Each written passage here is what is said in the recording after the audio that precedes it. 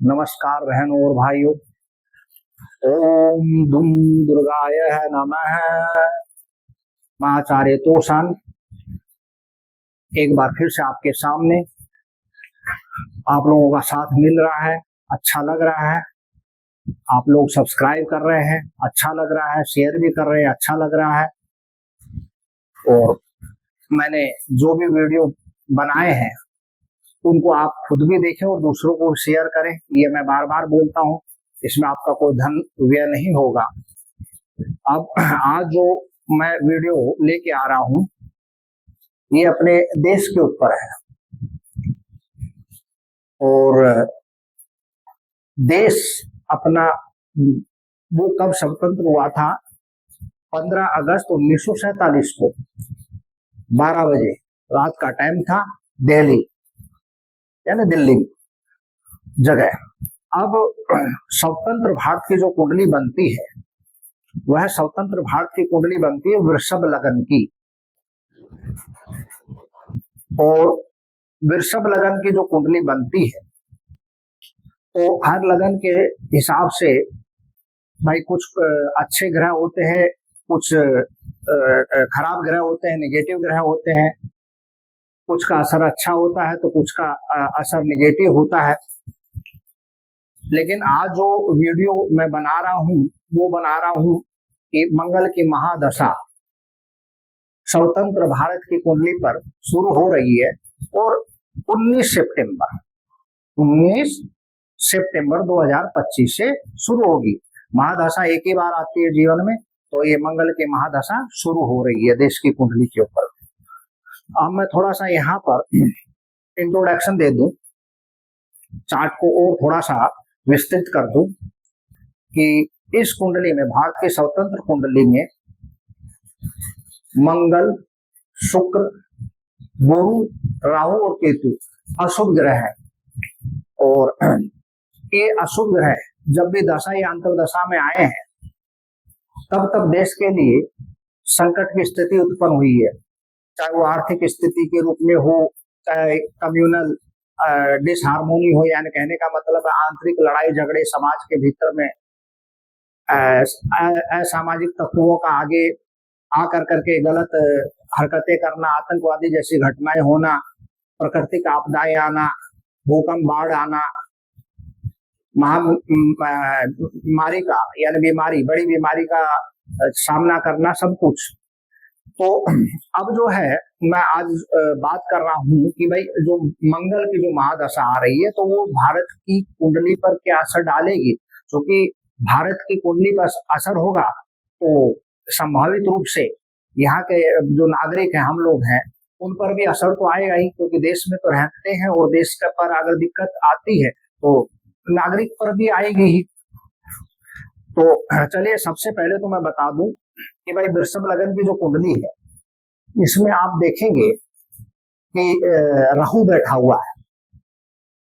तो ये पहले घर में जो राहु बैठा हुआ है, और पहला घर से क्या देखना है भाई, देश के जो लोग हैं उनकी समान परिस्थितियां क्या हैं, देश की सामान्य परिस्थितियां क्या हैं, कानून व्यवस्था कैसी है, लोगों का दृष्टिकोण कैसा है, यानी लोग कैसा सोचते हैं, और कंट्री का यानी अपने देश का जो विकास है वो किस हिसाब से है, क्या रहेगा। तो यहाँ पर राहु है। और राहु क्या करता है, देखो मैंने बताया ना अभी कि भाई सामान्य परिस्थितियां और लोग और लोगों का दृष्टिकोण दिखाता है। तो लोग जो है वो अति महत्वाकांक्षी, ओवर एम्बिशस, उनके अंदर में ओवर एम्बिशन बहुत ज्यादा है और मैनिपुलेटिव एक्टिविटीज में ज्यादा इन्वॉल्व रहते हैं। और चाहिए और चाहिए, चाहे वो अच्छे रास्ते से आए या बुरे रास्ते से आए। लोगों का नेचर जो होता है वो भी प्लेजर सीकर टाइप का ही बना दिया जाता है। हालांकि यहाँ व्यक्तिगत कुंडली को भी देखना है, सबकी कुंडली को, खाली किसी कुंडली के हिसाब से जजमेंट नहीं होता किसी का। ये तो देश के लिए बता रहा हूँ कि भाई जनरल में क्या रिजल्ट यहाँ पर है, जो राहु वहां पर बैठा हुआ है। अब क्या है देखिए, अब मैं आगे आता हूं। दूसरा घर जहां पर मंगल बैठा हुआ है और मंगल जो है कार्यात्मक अशुभ ग्रह है भारत की कुंडली में, और दूसरा घर जो है मंगल से 90% तक पीड़ित है, अफ्लिक्टेड है। दूसरा ही घर नहीं, पांचवा घर, आठवां घर, नौवां घर भी मंगल से पीड़ित है, दृष्टि से पीड़ित है। अब चूंकि मंगल की महादशा लग रही है, तो मंगल की महादशा में मंगल की अंतर्दशा ही आएगी पहले, तो उसके बाद में बाकी ग्रहों की अंतर्दशा आएगी, वो अपने हिसाब से चलेंगे आगे। तो अब जैसा कि दूसरा घर जो है यहाँ पर पीड़ित, अब दूसरा घर जो पीड़ित है, अब ये दूसरा घर पर मंगल क्या असर डालेगा? भाई राष्ट्रीय संपत्ति है, देश का जो भीतर माहौल रहेगा वो है, पड़ोसियों के साथ किस तरह का संबंध रहेगा वो है, देश का जो स्टेटस है वो है, ग्रोथ यानी विकास है वो है, करेंसी है कि भाई करेंसी अपना क्या रुपया, तो उसका क्या ग्रोथ होगा या नहीं होगा, या वहां पर प्रॉब्लम आएगी। फाइनेंशियल रिसोर्सेज हैं, तो हाँ ये जो जितने भी चीजों का मैंने यहाँ नाम लिया है, तो मंगल की जो दशा जो आने वाली है वो इन सब चीजों में समस्या पैदा करेगी और पक्का पैदा करेगी। फाइनेंशियल रिसोर्सेज में डिस्टरबेंस आएगा, करेंसी का वैल्यू डाउन होगा, लोगों की अर्निंग कैपेसिटी पर भी प्रभाव पड़ेगा, राष्ट्र की संपत्ति पर प्रभाव पड़ेगा, लोगों के बोलने के तरीके पर प्रभाव पड़ेगा, उग्रता आएगी लोगों के अंदर में। अच्छा, अब इसके बाद क्या है कि भाई जैसा कि मैंने बताया पांचवा घर भी वहां दृष्टि से पीड़ित है, तो जो कम्युनल हार्मोनी है यानी सामाजिक जो सद्भावना है वो डगमगा जाएगी, लोगों की आपस की भावनाएं डगमगा जाएंगी। इसके अलावा जो है जो स्टेबिलिटी है, कम्युनल स्टेबिलिटी, सांप्रदायिक जो स्थिरता है वो डगमगा जाएगी, स्टॉक मार्केट डगमगाएगा, पूरा फ्लक्चुएट कर जाएगा। इसके अलावा जो बुद्धिजीवी वर्ग हैं, शिक्षक वर्ग है, या कोई भी जो एनालिटिकल फील्ड में या विश्लेषण के क्षेत्र में काम कर रहे हैं, उन लोगों के लिए यह समय अच्छा नहीं होगा। पुलिस, सेना, चिकित्सा में के फील्ड में जो लोग हैं जैसे डॉक्टर्स हैं, उनके लिए भी ये समय चैलेंजिंग होगा, उनको भी बाधाएं आएंगी। हालांकि सबकी अपनी अपनी व्यक्तिगत कुंडलियां हैं, तो व्यक्तिगत कुंडली अगर जिसकी अच्छी मजबूत है तो वो चलता रहेगा। मैं देश के हिसाब से ही बता रहा हूं। सिक्योरिटी थ्रेट होगा यानी सुरक्षा खतरे में। अब मैं आता हूं, आठवां घर भी पीड़ित है, और आठवां घर क्या है? बिलीफ ऑफ मासेज यानी लोगों का विश्वास, चाहे वो अपने धर्म के प्रति हो, समाज के प्रति हो, किसी के प्रति हो, तो विश्वास जो है वो डगमगा जाएगा। देश के विकास में बाधाएं आएंगी, खतरनाक हादसे और एक्सीडेंट होंगे, प्राकृतिक आपदाएं आएंगी, अर्थक्वेक जैसी या स्टॉर्म साइक्लोनिक सिचुएशंस जैसी, अचानक कोई रोग का बढ़ाव देश के अंदर में हो सकता है। इसके अलावा जो है एक्सप्लोसिव इवेंट्स यानी विस्फोटक इवेंट्स वो भी होंगी, और खासकर नॉर्थ ईस्ट,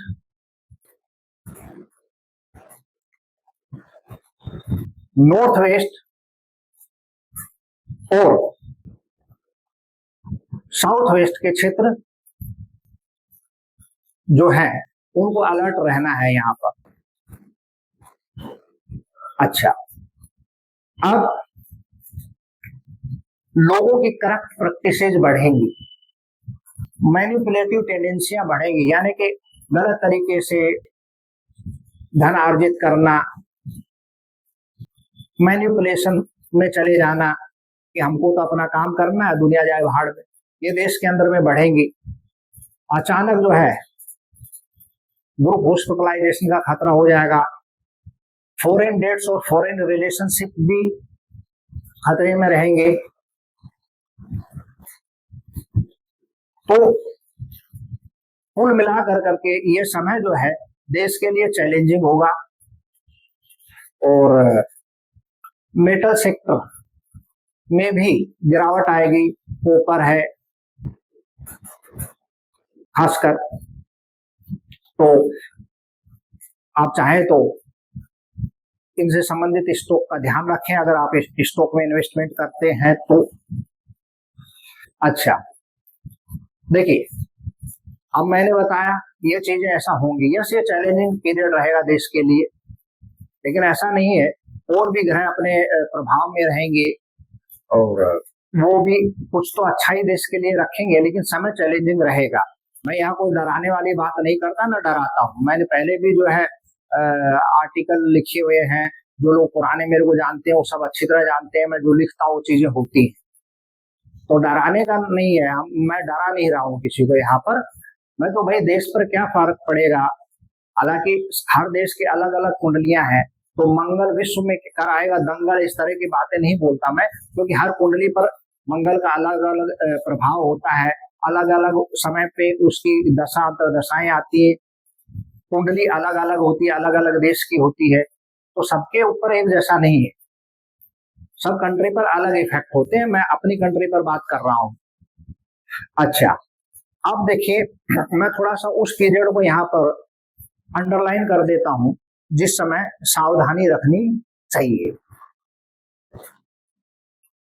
मिड सितंबर से लेकर के, यानी मध्य सितंबर से लेकर करके और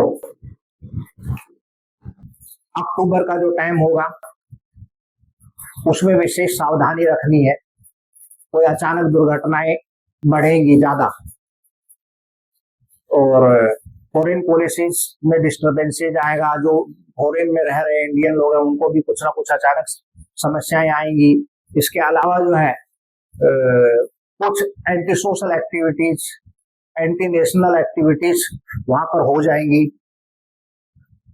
अच्छा, इसके अलावा गवर्नमेंट प्रॉब्लम में रहेगी, क्योंकि वहां पर शनि जो है वो राहु के ओर्ब में वहां पर रहेगा, तो अब ये 10वां घर का स्वामी है शनि, तो गवर्नमेंट अंडर प्रेशर रहेगी, स्टेटस प्रेशर में रहेगा।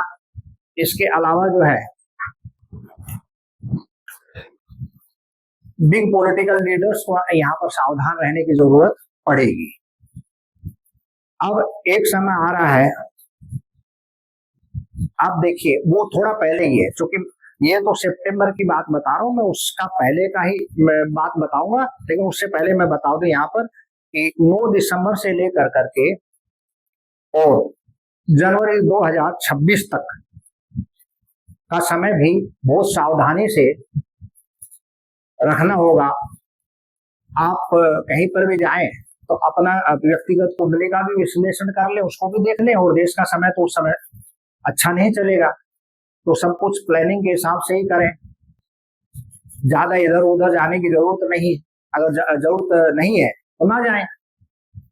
अच्छा, अब क्या है उससे पहले भी, लेकिन मैं आपको बता दूं यहाँ पर कि जुलाई मिड जुलाई से लगभग और अक्टूबर मिड अक्टूबर तक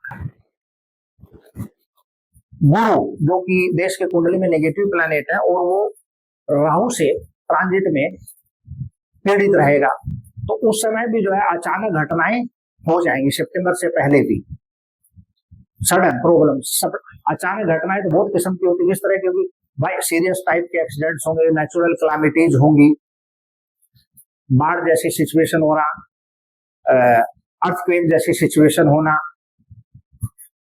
डिजीज रोग की मात्रा अधिक बढ़ना, फाइनेंशियल रिसोर्सेज में समस्या आना, बिलीफ ऑफ द मासेज यानी लोगों का जो भरोसा है अपने अपने धर्म में आस्था के प्रति उसका डगमगाना, या उसको लेकर करके कोई नया समस्या पैदा होना, तो ये चीज पहले भी रहेगी। लेकिन जो मंगल का जो पीरियड आएगा उसको लेकर करके मैंने आप लोगों को यहाँ बताया, और तर्क के साथ बताया है, लॉजिक के साथ बताया है, और जो जो चीजें बताई हैं उनमें से वो सब चीजें आपको सामने दिखाई पड़ जाएंगी। अब जो नेक्स्ट वीडियो जो मैं बनाऊंगा वो इजराइल के ऊपर मैं बनाऊंगा। इजराइल की मकर लगन की कुंडली है, और 1948 से लेकर के 2025 के बीच में इजराइल ने 16-17 युद्ध लड़े हैं। आखिर इजराइल की कुंडली में ऐसा क्या है कि इजराइल युद्ध से ही घिरा होता है, या इजराइल को युद्ध में इन्वॉल्व कर दिया जाता है फोर्सफुल्ली, और उसको युद्ध लड़ना पड़ता है। हालांकि अधिकतर इजराइल ने युद्ध जीते ही हैं, लेकिन क्या है ऐसी इजराइल की कुंडली में कि भाई ये देश जो है युद्ध में ही लगा रहता है, और सबसे ज्यादा युद्ध लड़े हैं इसने। तो अगली कुंडली इजराइल पे रहेगी, और मेरा ये वीडियो जो है आप अच्छी तरह से देखें, समझें और सावधान रहें, और लाइक भी करें, शेयर भी करें, और अपना साथ हमेशा मेरे को देते रहें। नमस्कार।